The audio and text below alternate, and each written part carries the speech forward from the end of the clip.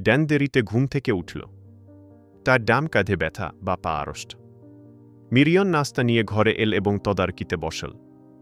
কেমিলিয়া কোথায়? আজ সকালেই ঘোড়া নিয়ে বেরিয়ে গেছে। সারারাত কাটিয়ে আগামীকাল ফিরবে বলে লিখে রেখে গেছে। বেশি দূর যায়নি আশা করি। আমাকে যে লোকটা গুলি করেছে সে আশেপাশেই কোথাও আছে বলে মনে হয়। মেলিসা উইন্সলোর র্যাঞ্চে গেছে। এখান থেকে মাত্র কয়েক ঘন্টার পথ। লোকটা ইংরেজ। মেলিসা লন্ডনে পড়তে গিয়ে ওর সাথে পরিচিত হয়। ড্যান বারান্দায় চেয়ারে বসে উপত্যকার দিকে চেয়ে নিজের অবস্থা ভাবছে। সে ডান হাতের আঙুলগুলো নাড়াচাড়া করে দেখল। কাজ করছে, কিন্তু কাঁধ হারষ্ট। নড়াচড়া সহজ হচ্ছে না। সে র্যাঞ্চটার দিকে চাইল। রং করা হয়েছে, গেটগুলো সুন্দর কাজ করছে, গরু ঘোড়া সব মোটা তাজা। এর 3 ভাগের 1 ভাগ আমার। টাকা খেটেছে ঠিকই, কিন্তু নিজের হাতে কিছুই করিনি। কৃতিত্ব দাবি করতে পারি না। একজন উদ্দেশ্যহীন ভবঘুরে ছাড়া আমি আর কিছুই নই। আমি ইউরোপেই যাব। কেমিলিয়া খুব নিরাশ হবে, ড্যান। কিন্তু ইউরোপে কেন? কিছু অসমাপ্ত কাজ পড়ে আছে ওখানে। ওখানে একটা লোকের সাথে দেখা করতেই হবে।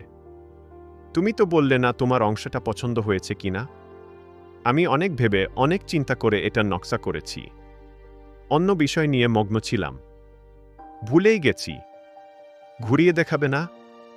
বিরক্তিতে মুখ কুঁচকে আড়ষ্ট পায়ে উঠে দাঁড়াল ড্যান। তারপর খোঁড়াতে খোঁড়াতে মিরিয়ানকে অনুসরণ করল। ঘরটি 3টি কামরা নিয়ে গঠিত।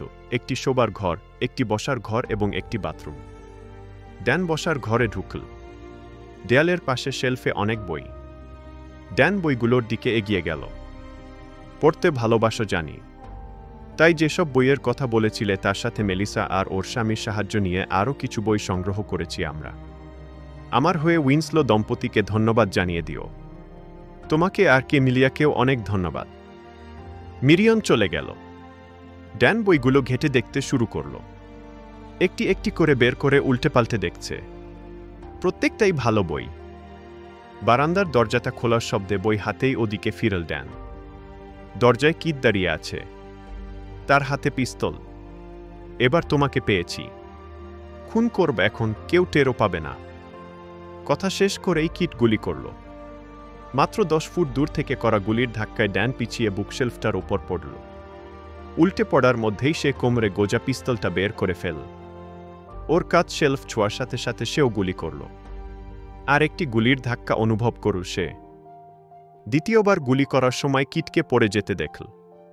রাইফেল হাতে দরজার সামনে দেখা দিল মিরিয়ন। দরজার বাইরে চিত হয়ে পড়ে আছে কিট। ওর পা দুটো ঘরের ভিতরে। ড্যান তার হাতে ধরা বইটার দিকে বড় চোখে চেয়ে আছে। চামড়া দিয়ে বাঁধাই করা মোটা বইটি তার বুক লক্ষ্য করে ছোড়া দুটো গুলিই ঠেকিয়েছে। কোনো গুলিই বইটার শেষ পর্যন্ত পৌঁছাতে পারেনি। জানো মিরিয়ন, আমি নিজেও এটা শেষ পর্যন্ত পৌঁছাতে পারিনি।